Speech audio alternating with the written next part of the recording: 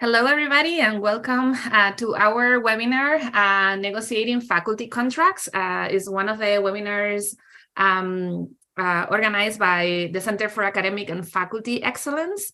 And we are super honored and very happy that our dean and our provost, I still call her my dean because she used to be the dean of Triple SPE, but now Provost Michelle Bligh is going to be here explaining faculty negotiations from that other side of the table. As a provost and as a dean, Dr. Bligh has negotiated a lot of these contracts in different modalities: assistants, associates, the tenure track, clinical, adjuncts. So I think that we're going to have a lot of information coming from her. I'm going to start with a couple of questions, and then we will take it from there in terms of questions from the audience. So first of all, Michelle, thank you so much, and welcome to our Cafe webinar. Thank you for having me. Nice to see you all. Okay, so let's get started. The first question that comes to my mind is, how much negotiating power do we really have when we're negotiating a new faculty contract? That is a very good question. And I want to start with just giving you all a little bit of context about my background so that you can kind of contextualize my answers. I'm speaking to you as a former faculty member and dean and now provost. So I absolutely do sit on now the administrative side of the negotiation table. But before I've been in this role, I'm a professor of organizational behavior, and my focus, one of my big foci in research, has been on expanding pathways to leadership. So I come at this from a lens also of recognizing that we don't all come to the negotiation table equally. Women are, we have lots of data that show that women are uniquely challenged when coming to the negotiating table. Students of color, faculty of color are more challenged. Intersectional identities, and I know we'll get to those. But I just want to preface this with my background that I do research in this area. And one of the things that I want to impress upon you all is that we all start with different sources of power. And the sources of power that I have will look very different from Gloria's or from Austin's or from Sarah's. And so that's one of the things that makes negotiation so tricky, is that we can talk about some structural generalities, but every negotiation actually it's a unique interaction, and it brings all of the context of the institution, the individuals negotiating, and the role into play. So that's why we have a lot to talk about. So to answer your question in short, Gloria, we have a lot of negotiating power. However, not as much when it comes to salary as we used to. The trends in higher ed that we're seeing are that more and more institutions are financially pressed. You probably, or some of you may have seen today, that Stanford just announced this morning that they're raising tuition by 7% for the upcoming academic year, which is just one tiny symptom of the realities that institutions of higher ed are really hurting financially, and that limits what we can really do in terms of salary, even for institutions that historically had a lot more room to negotiate, meaning private institutions that were financially solvent may have had a wider latitude. And there's also legal regulations. So, for example, the state of California has now deemed a law that institutions publish a range. So that means that by definition, we've already limited the amount of latitude that we have with salary.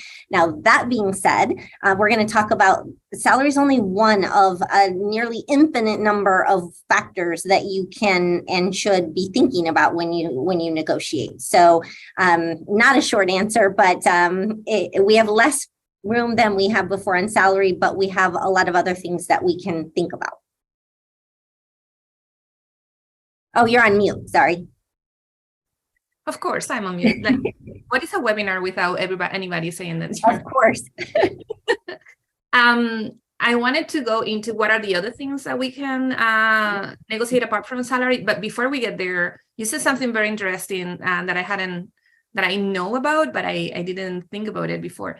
Now that at least in the state of California, and also in a lot of states, when we're talking about public universities, they have lists like the Sunshine List, where they list people that earn more than 100,000, or there's like even universities where they just list all the salaries no matter what. How someone can utilize that information in order to try to negotiate that part, and then we will move into the other aspects of it. Sure. Great question. I would say, first of all, because it's hard to talk in generalities, because one of the other things that's happened in higher ed is that we're seeing over time a very sharp decline in the number of tenure track faculty contracts and positions, and a rise in other types. And those include clinical positions, research positions, visiting scholar and residence positions. So when we talk about negotiating, it's harder to sort of say, oh, this is how it looks, because when we're approaching a tenure track negotiation at a public university, it may be that I can Google and find, what the range is, or in many cases, when I considered a position in Australia, they gave me the range, right? This is it. This is what we have, versus a private institution, a clinical position, when there may not be really any readily available comps. So I guess the number one most important thing to do is to do your research and to talk with as many folks as possible that have had experience in the type of position and institution that you're negotiating with. And I want to also, again, recognize that we know that women have greater challenges initiating negotiation, accessing mentors, accessing those networks. So women tend to have to work even a little bit harder to do their homework before they come to the negotiating table. But do your homework. There are lots of sources of information out there, and you utilize your network, your mentors, and your peers even to try to get as much information as possible. Great. Thank you, Michelle. I actually find really interesting or really useful to be able to be in these informal networks in Facebook, LinkedIn, of women, professors in higher education and things like that, where you may just send an email or a post saying, hey, I'm negotiating a new faculty contract. Does anybody has data on this? And people really pour out a lot of information there. So you don't even have to use formal networks, but you can also use informal or social media networks as well. You would be surprised by how you get things from Twitter and Facebook. Mm-hmm. Okay, so now that we know that we have to, have all the information that we can, what are these other things that we need to learn about, and what are the other things that we can negotiate apart from salary?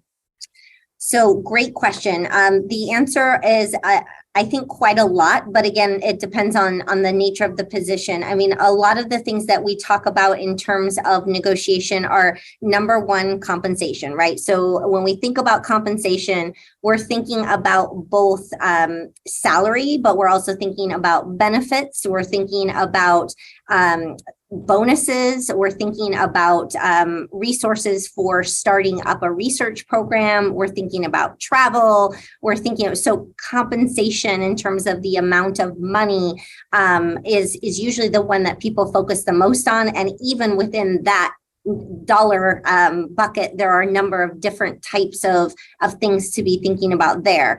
Then in terms of the actual work itself, we have to keep in mind that most organizations have a pretty clear role description, but organizations vary in how accurate that is and how negotiable it is. Meaning, if the role is a 3-3 teaching load, is that negotiable? Could it be a 2-2 for the first year, 2 years, 3 years?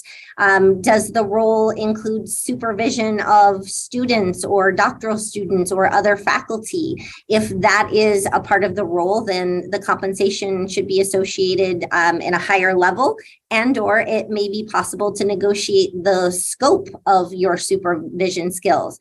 What about the work itself, challenging work assignments, opportunities for growth, opportunities to be exposed to other great faculty or great mentors? All of those are things that can be negotiated. So women are often not as apt to negotiate challenging work assignments or to go for positions that they feel they're not qualified for. So thinking about that and realizing that you may not be stretching yourself enough for the type of position that you are qualified for, particularly if you're a woman. In terms of other perks, 4-day work weeks are now becoming more than just an experiment. They're becoming a reality. And so thinking about what are the types of flexibility that you need in the role. Are you a caregiver? Again, women tend to be more often caregivers, so they need to be thinking more about what are the flexibilities built into the role? How will those be judged in my performance, and making sure that the flexibility is built in. The types of teaching you do, how many students, how many sections, will you have TAs, will you have RAs? I mean, you can start to see that the list is really infinite. And the best thing to do is to really try to get a good sense of what someone that is currently in the role is doing, and then try to think about whether or not that is a set of skills that you have and you want to bring to the role, and then which aspects of them maybe you would like to negotiate more of or less of, depending on what you're looking for. Mm-hmm. That's very interesting. It actually is an endless list, and you can actually come up with different things yourself. Like something that I realized that I never negotiated here, and probably couldn't have, but was that there was no gym membership. Like we didn't have we have access to the libraries, but we don't have access to the gyms. Mm-hmm. And I don't know, there's one more that you could think of, right? Yes, and we are actually in negotiations with the Claremont colleges now about gym access and dining hall access. So, even as we think about institutions negotiate as well, right? And when you really get down to it, everything in life is negotiable, and you can really take it to the point of everything that you do and choose to do is negotiable to greater or lesser extent. I mean, obviously there are certain aspects of roles that you are required to do sometimes by law or things like that. But, you negotiate who takes out the trash, who does the dishes. You can do the same at work. Mm-hmm. Yes. And negotiating at home actually helps with the negotiating. Exactly. And you can sharpen those skills at home. And then when you go into a real negotiation, you'll be better prepared.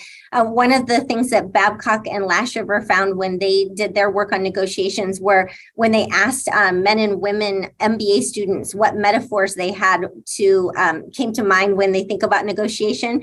Men came up with sports metaphors. It's like a match or a competition. Women most often associated negotiations with going to the dentist. So a very painful and one would argue powerless experience, sitting in a chair being worked on. So one of the things I think we all need to do is think about, how do we make those approaches to negotiation more positive, more proactive, realizing I tell my students that a negotiation really has to be successful for both parties for it to work. If you approach it as, well, one party won and one party lost. Oh, I got, I signed on that new faculty member for as low as I possibly could sign them. I mean, no one wants that, right? You're just going to have somebody miserable that wants to leave in a couple of months. So you really can approach these as, how do we both win? How do I bring what shines about me and why I'm good for this role? And then how do I show the other party why I'm a good fit for this, and how these aspects of the role could really help me shine more if I get the details right. I actually love this point, and it actually I think it's important to think about that the negotiation is part of your onboarding in the organization. At that point, you're invited to join the organization, so you don't have to accept the offer if during the negotiating process you perceive that there's lack of respect, lack of value for you. So you have to, and when you're asking also for more, you have to ask for more in a way that they don't say, you know what, we don't want to work with this person for 10 years or 20 years. Like they are already like coming with these presumptuous ideas about what is that they're worth. So it looks like there's something to be done about what is the right tone that you have to take on that negotiation, right? Yeah, tone, I would say, is very important. And I think, entering the spirit of negotiation with a win-win, with a genuine energy for why you are interested in the position and why you want to work with the other party to get to a place of accept as a shared goal, I think is very important. And again, I want to bring in the research findings here. Women are more likely to experience backlash from negotiations, and they are more likely to be cognizant of that potential backlash, which then often results in this sort of self-fulfilling prophecy, which is like, oh gosh, I better not negotiate because otherwise I'm going to be perceived as too much this or too much that, and so therefore I'll just take the offer. And again, Babcock and Lashofer's work is really important to keep in mind here. They followed MBA students and they just said, look, if a man negotiates 10% more in his initial job offer over the course of the lifetime of that person's career, and this research was done in the 90s, that individual will have taken home earnings of over $1 million more than his counterpart, who in their research was the woman that just took the first offer. So even negotiating 10 or 15% can have a huge impact on your entire career, because it sets you on a trajectory of, okay, well, this is what I was compensated as my last position, and so I'm going to need more in order to be attracted into a next position. So I always share that with folks, because you really want to be thinking about this is not just one job. Most jobs are a trajectory, right, to future jobs. And so if you start that, if every time that you negotiate, you work hard and succeed to get what you want, that's likely then to have a rollover, a spillover effect into the next positions down the line. But yeah, I'm off on your topic, which was tone is very important. And like I said, being respectful, being professional, being confident, being forthright, all of those, good interpersonal skills that you bring to your teaching and your research will be well suited for negotiations. It's interesting because I'm remembering my last negotiation, my second to last negotiation with the previous provost, with Provost Easton, mm-hmm. And I was like, okay, I know everything that I'm an organizational psychologist too, so I know a lot of the research and negotiation, and I was like, I know how to negotiate with a man, mm-hmm. but I don't know how to negotiate with a woman. So I had to do my research again to try to figure that out, and I learned that one of the ways that as a woman or a minority, I need to negotiate was to create this sense of commonality, like that tone that we were talking about, of sharing that you need more so you can do more for the organization. So I focus a lot around what I was bringing to the students and how I could serve the students better if I got, for example, a larger startup, so I could allow them to continue with their dissertations and get them to graduate as soon as possible. So kind of bringing this, okay, so the stereotype is that women have to be more communal. Well, you have to bring that stereotype into the negotiation, so it doesn't look like this is what Bligh always talks about, this double bind and this backlash, that if you look too agentic, if you look too competitive, you are not liked, and therefore the tone is broken. So yeah. Point. Thank you. Go ahead. I was just going to say, so men, women, all of us have a particular set of power and hopefully great skills and energy that we bring to a position. And I just want to spend a couple minutes talking about that source of that pie, because it's really big and there may be a lot more pieces than you think depending on your background. So because you're on this webinar, education is a huge source. not only your degree, but also how you are branding yourself in your degree and setting you apart from your other people that maybe even have that same degree. So education and what you got out of your education is a huge source. Your experiences, obviously, and really highlighting which aspects of those experiences are relevant for the role that you're negotiating for.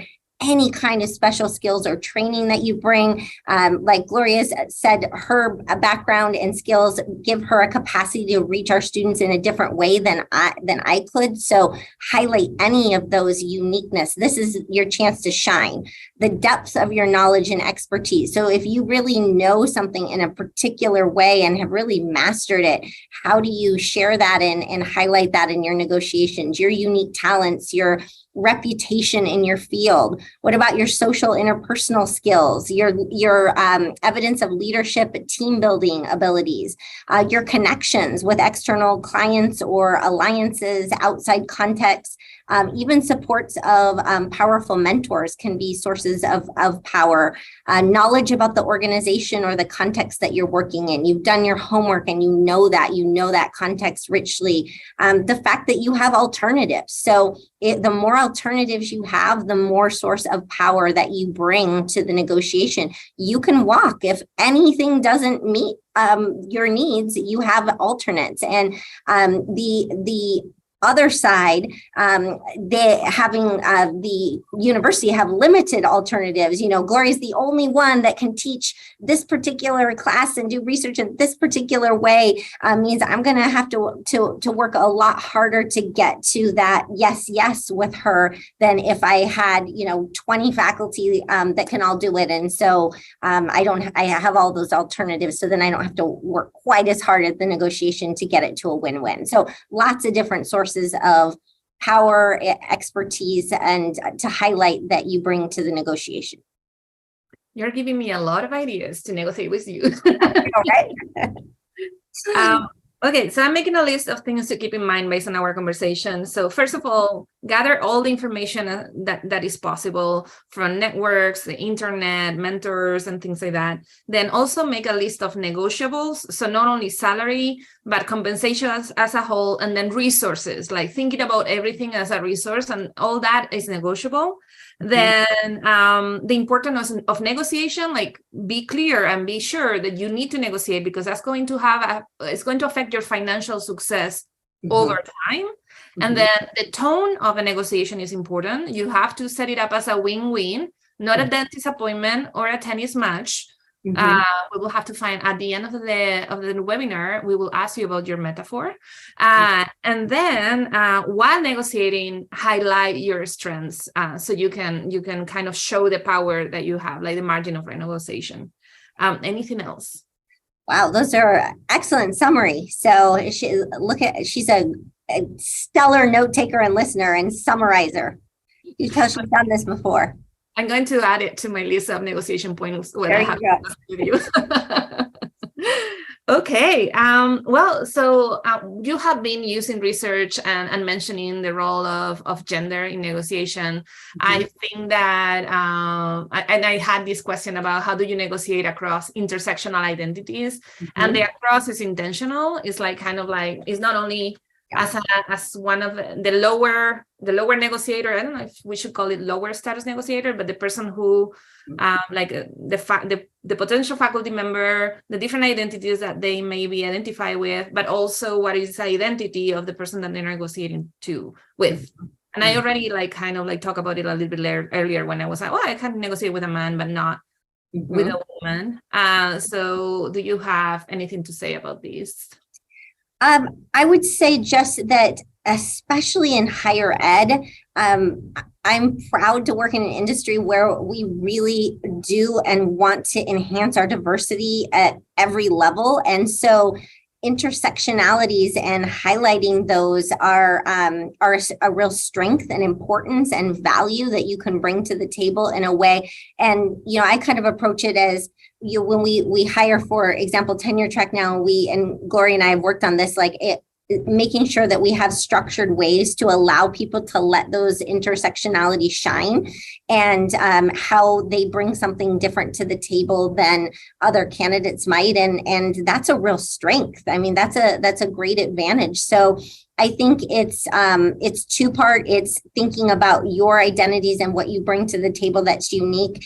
And then also, as Gloria said, knowing who you're negotiating with. And, there's lots of work on gender and, the assumptions that we make about men versus female negotiators, but there's less around those intersectionalities and how they relate to negotiating. So we don't have as much research there. But I think going back to Gloria's point, I believe that human beings work best when we find our uncommon commonalities. And so if you can find those in the person you're negotiating with, that can give you a sense of that this is a conversation about how we get to a place where we both are starting a productive working relationship together. And if you can find those, I think you can study. If you're negotiating with a provost like me or a dean, you can look at their vitas, and there's a ton of information on there. And I challenged you to find, where is there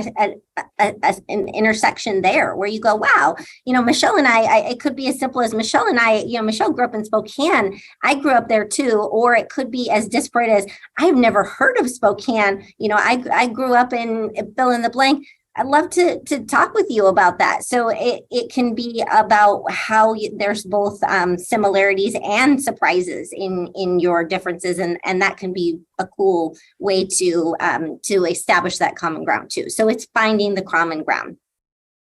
That is so cool. Thank you so much for that.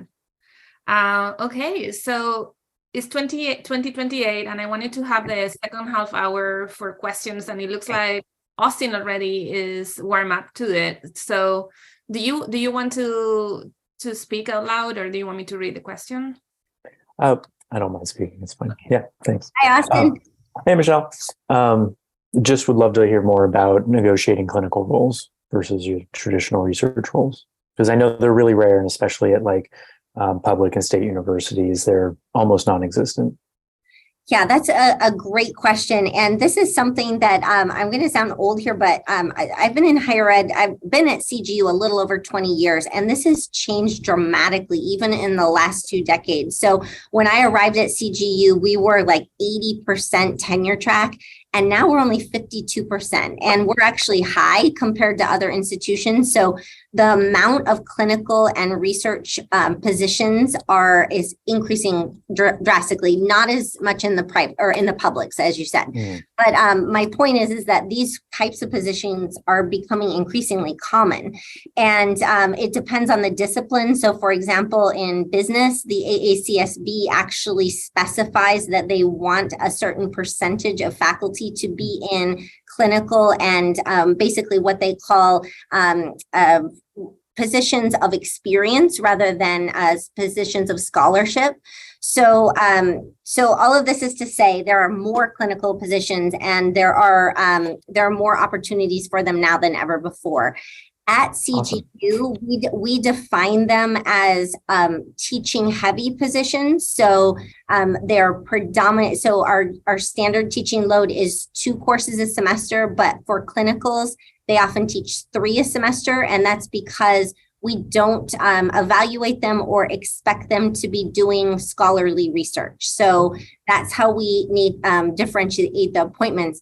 But what's cool about today, I think, is that we also do research appointments, which are predominantly research, but they can be teaching. So whereas when I came out, I was told, there's like tenure track and that's it, or you might get one of these other things, but we're really not sure that we know what those are. Today, it's like there's a whole array. And I really think of it more as a continuum from, okay, there's full research, there's full teaching, and then there's kind of everything in between, which gives you and the institution an opportunity to negotiate a bit more to your strengths. Like, do you want to do research? Not all faculty do. Some just want to teach. Do you want to do teaching? Not all faculty do. Some just want to do research. And then you can kind of find that sweet spot for everybody. Cool. Appreciate it. That's a great, I didn't know that it was 52% only tenure track. Yes. And I just saw in the Chronicle that the average university is somewhere in the 30s, I believe, across the US. I have to look up the number again, but we were higher than average. So, and that has, excuse me, precipitously declined over the last 50 years. It's gone from almost 100% tenure track to, down to the minority tenure track positions. Okay, so in relation to that, while people are thinking about another question, I just drop in the chat the facultydiversity.org. And this is the National Center for Faculty Diversity and Development. And we are members of this network. So that means that all our faculty and all our students can just sign in for free because we pay for that university-wide membership.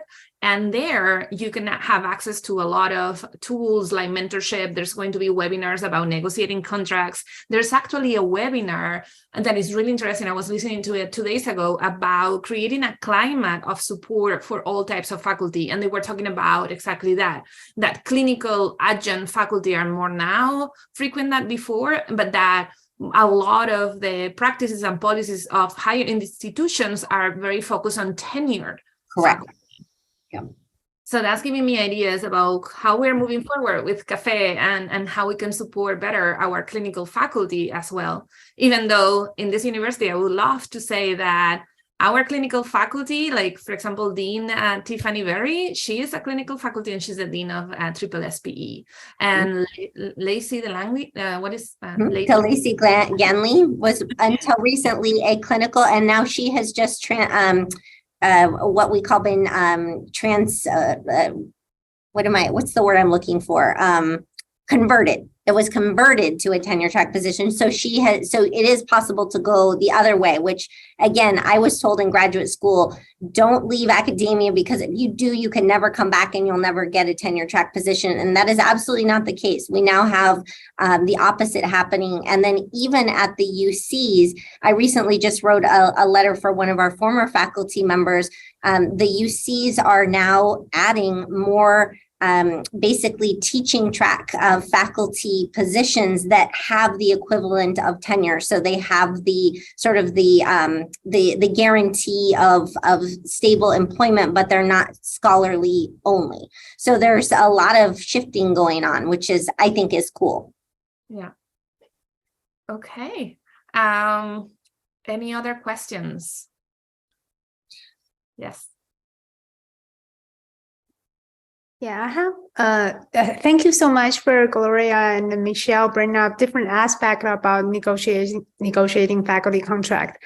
And I have some question regarding the tenure track contract, because this is the first time I'm on the job market, and right now I'm going to have my fly out next month. So I have the question. Thank you so much. My question is, like, for example, who should I negotiate with? And I'm going to have the fly out first, and they probably, if possible, they might contact me to issue me an offer. And do I negotiate with the chair or dean or who else gonna be in this process? That's a very good question. So usually it will be the dean, although it can be in some cases the chair of the department in a large organization. So it depends on if you're going to public or private and how large the institution. But normally the person that calls and tells you that you are invited for the visits will give you some information about that. And if not, you should definitely ask. I'm looking forward to my visit. I'm planning ahead for preparation. Could you please let me know, who I will be discussing the details of the position with? And they should provide you guidance on that. I see. And how about the timeline? Like for example, if it's a public university like Cal State San Bernardino or Cal State LA, and do they usually give me like 5 days or 7 days or even longer? So that's a good question. I don't know. the Cal State's current practice. I know that some institutions do what they call exploding offers, which are, it sounds a little more violent than it is, which is that, you will have 5 days. Again, if you forget everything I've said, everything is negotiable, meaning that even if they say, we plan to give you an offer on the 1st and we'll give you 5 days. Okay, so there's somebody asked, Austin said it took 2 to 3 weeks at Cal State LA. The thing that I would say is that's also negotiable. I mean, it is very fair. I've worked with faculty and they've said, I'm working out this and that and the other, and so I need a little more time.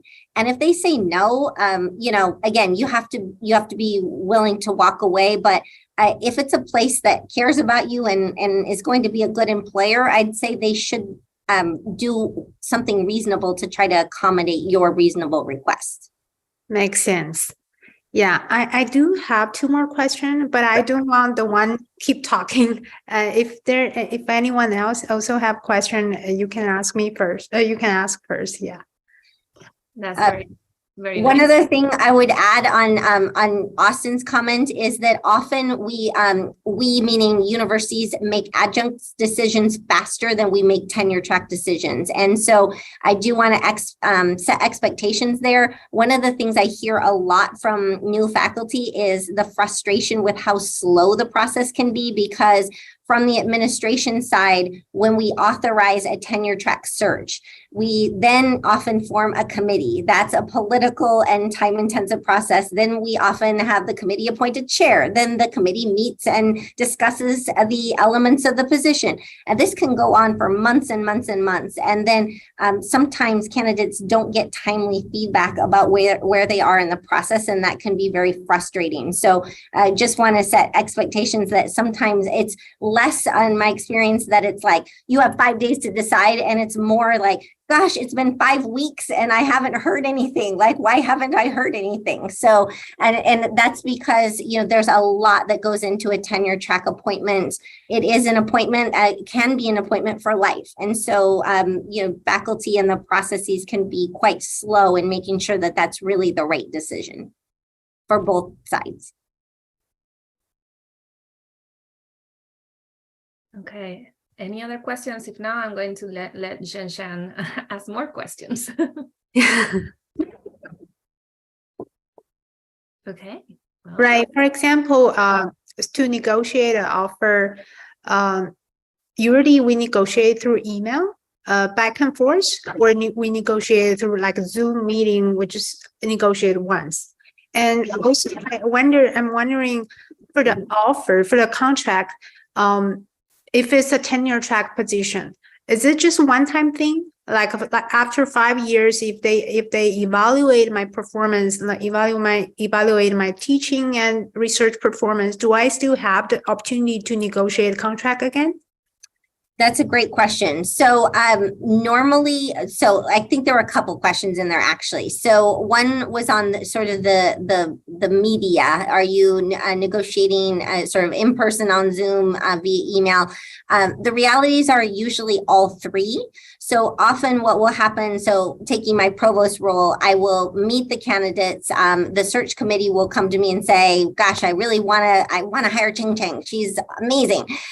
So then they will often brief me on the state of the conversations, and then assuming that I authorize it, the dean will then reach out, usually with a Zoom, and say, do you have time to talk about it? And in that Zoom, they will often outline sort of the parameters. It would look like this teaching, it would look like this research, it would look like this and research account, and your start date would be this. And we haven't talked about moving expenses, those kinds of things. And then they often give you a chance. Another basic common thing is never make split-second decisions in negotiating. Ever, ever, ever, ever, ever. You never make a split-second decision. So your response will always be that you would like to think about that. And so then you take the time to think about it. And then at that point, I've had candidates do either a counteroffer in email, set up another Zoom. So that's really up to you. Some people are much more comfortable negotiating and counter negotiating in person. And if you're comfortable that way, I would suggest that. I think it creates more opportunities for the commonality and the common ground. But if you're not comfortable, or if it's something very straightforward, like, you know what, I've thought about it and I can only teach this and not that, or my start date is a hard July 1. I am sorry, I can't start, in January or whatever. If it's something very straightforward, you could also use email for those negotiations. And then most tenure track contracts at CGU have a 3-year review process. So we have a formal process where then after 3 years, so in your 4th year, you will go up for a formal review and a contract extension if that's a positive review. That can vary again too. But so those are opportunities again to renegotiate. Oh yes, went to good. Yeah, I'm laughing at Gloria's chat, but there are opportunities to renegotiate. But as I said before, the context right now in higher ed is such that there's, at least speaking for the CGU side, there's not a lot of wiggle room for us to renegotiate contracts midstream. So you can ask, but usually, like at this moment now, my response as provost would have to be no, because I simply don't have, a pool of resources to augment. But I might be able to help with other things. There's a practice in relation to renegotiation that, to be honest, I don't like, because it uses the time of a lot of people, but it is that as you're going up for tenure, a lot of people start looking for another job. Mm-hmm. So they have an offer from somewhere else. So once they get tenure, they can use that offer and show it to the dean or the provost and say, you either renegotiate my contract or I go to this place. And as Michelle has been saying, anytime that you're negotiating with these hardballs, you have to be sure that you are going to walk out and say, oh, okay, I'm going to this other place. So especially because also, and the reason why I don't like this technique is because it wastes time and money from the other organizations that are trying to look for someone that genuinely wants to work for them. So I'm mentioning it a little bit like reticently, but you are going to hear about it once you start going into that. So we'll hear. And, it's a different conversation around negotiation if you are a mid, let's say you're a mid 3-year in assistant or associate. There are cases, for example, I had a colleague who was considering an offer from another institution. And because she already had tenure and she was already happy in her place, she started with salary and said, I really want to know if we are in the right range. And they weren't. It was the offer would have been for less than she was currently making. So there's different kinds of conversations that you would have if you were, that we'll have when you're tenured or after your first position in a couple years. And the other point that I wanted to make about when to negotiate at each point, and the things that you say or not say, for example, in the visit, like when you are relaying information during your visit, you're kind of like letting them know where your red lines are or where their red lines are. One terrible example about this is about actually things that you can say, but they show. Like I have had people coming for a tenure track position in my other job where they were visibly pregnant. And it's not about, what they can say or not. It was clear that they will get hired and then go on maternity leave. So the hiring committee should not take that into account, but it's impossible to put like a blindfold and for them not to see that the person is visibly pregnant. That's a very extreme example, but this is an example of a thing, something that you may relay during the visit that may be working against you, maybe like in a unconscious bias way for the committee. So you have to be careful with what you say during the visit. It can be against you or for you. Yeah, very useful information. Yeah, these are the questions. Yeah, some question I asked and some question I thought about that. Yeah, thank you so much. And one last question, because I'm from economics department, and also some school I applied, like a public health school I also applied. Will the negotiation process different dramatically based on different departments? Based on different departments. The different fields or disciplines? I wouldn't say dramatically. I would say subtly. I mean, they're based on discipline and schools. There can be certain things that are more or less standard. So, for example, negotiating with a business school versus a non-professional school, there could be some subtle differences. Those are in part because, for example, a business school might be accredited, and so they might be looking for different kinds of things from faculty. They might provide different kinds of norms for workload. So you'll see some subtle differences, but the overall process will be more similar than different in my experience. I see. Yes. And Thank you. I have two questions from Ted Gover. Okay, great. Okay, so says that this is helpful and informative. Thank you so much. We're looking forward to sharing this information. We realized that there was a gap here. Going forward, where do you see things headed, both at CGU and the broader academy, in terms of the length of faculty negotiations? In other words, in your judgment, how long should you haggle for? Haggle, that's an interesting word. And is standard changing? And then I will ask the second question. Let's see. And where do I see things going?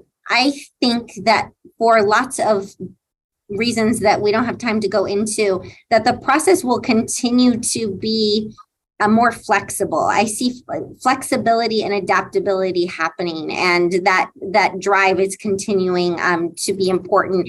And fundamentally, universities are competing for talent, right? And so in that competition for talent with not enough resources, it makes sense to me that being more flexible, more adaptable, thinking about more ways to bring in good talent just makes smart sense. So I see it going in that direction. So maybe longer negotiations and maybe more things on the table. How long? Yeah, go ahead. I was going to say longer negotiations means that if you're second or third on the shortlist, it will take longer for you to hear from the university. Yeah, I mean, even in the 5 years that I spent as dean, what we offered and the contracts that we're writing, they're longer. There's more factors. There's more things to think about. I mean, my first appointment letter was really basic. It was like, here's your salary, here's your teaching load, and here's your startup money, and that's it. Like, that was it. And now, we're writing these really long contracts with lots of factors, and so I think that trend will likely continue. But if you have to go, on and on and on and on, I think there's a moment when it starts to feel like, gosh, is all this haggling worth it? So if you're really haggling, I think that might be a sense that it's not a good fit. Mm-hmm. Yeah, that goes back to the tone of the negotiation that we were talking about. Yeah. Exactly. The other thing I was going to say, one of the things that I got in my negotiation letter for some students who are here that are international was that if the university is going to support your H-1B process application, if they're going to support your green card application, that was something that was in my letter here. So that was something to take into account. Okay, the other question is something that a student asked Ted the other day. Based upon your experience, Michelle, can you offer any tips on how to handle or deal with more than one job offer for someone who's starting out? Specifically, should someone who's starting out let the university know that they have another job offer waiting? Absolutely. Again, you're going back to the sources of power you have. Having alternatives is a huge one.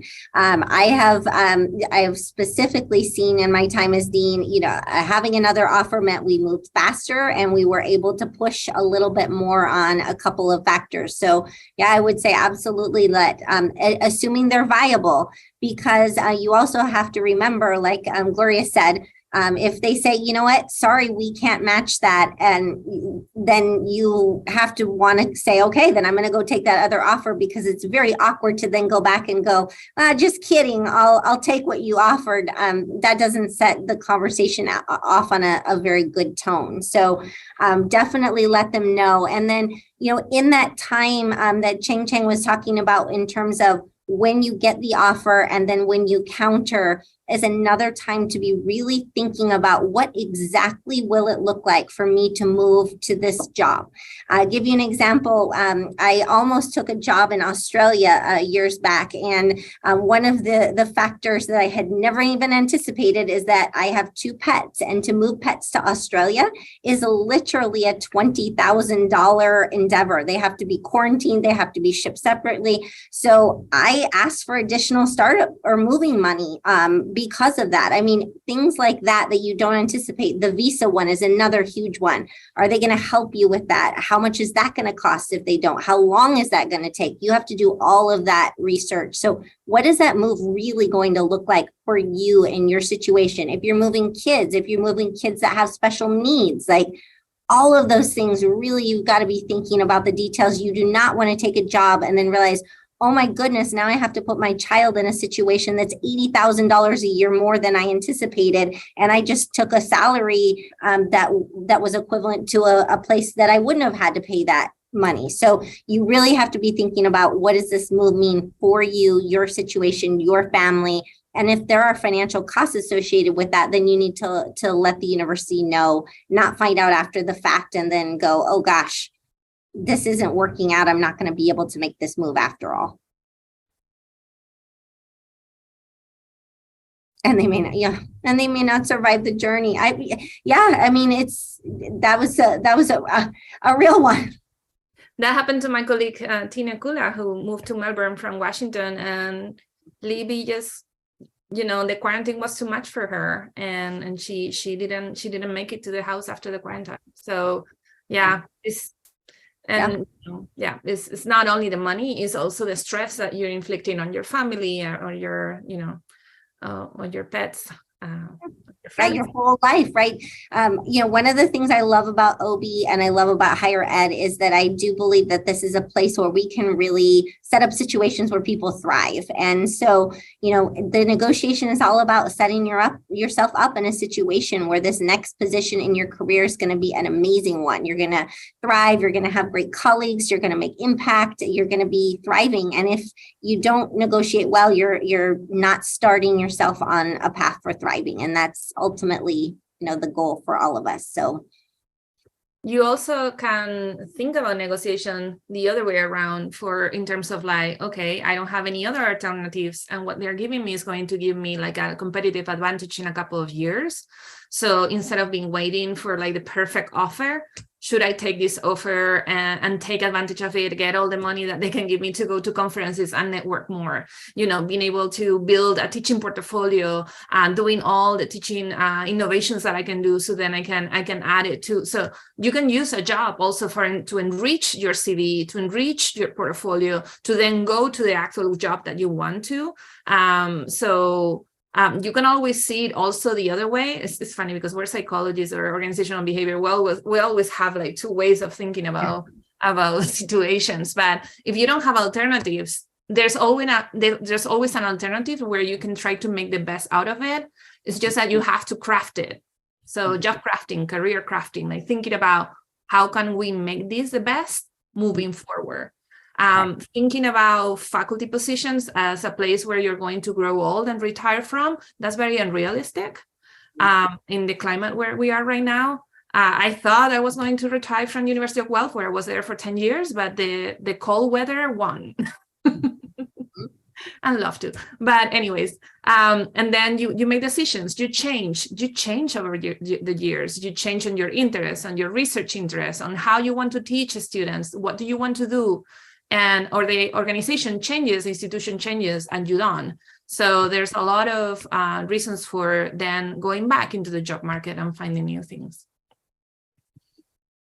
So that's another opportunity to practice your negotiation skills. So this will be something you'll be doing, throughout your lifetime and throughout your careers. It is no longer the case that people usually, like Gloria said, retire with one institution, although that still happens. And increasingly, we're seeing, people changing careers 2, even 3 times in their lifetime. So that's exciting. Gives you a lot of opportunities to think about what kinds of experiences you want to have and what you want to negotiate for.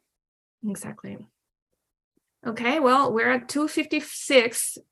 A last minute clarifying question or something that we will not spend like more than 3 minutes responding.